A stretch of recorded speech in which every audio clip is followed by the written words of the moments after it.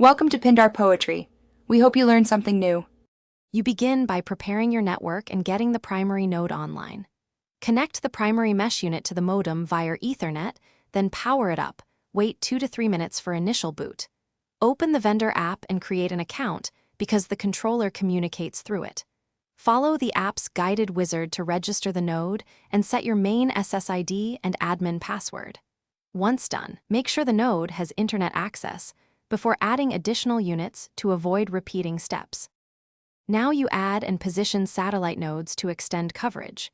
You should place each satellite halfway between the primary node and the dead zone so the wireless backhaul stays strong. Avoid basements, microwaves, and metal obstructions.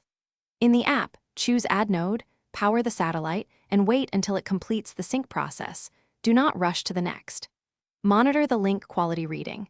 If the app reports weaker than about -60 dBm, move the satellite closer and resync for reliable performance. Finish by optimizing settings and verifying coverage.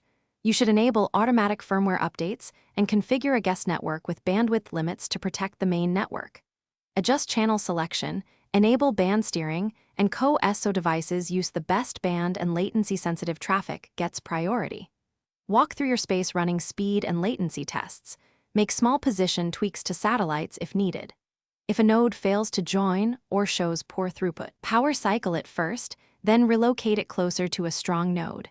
Reset and repair only if problems persist. Thanks for watching. Consider subscribing if we helped you.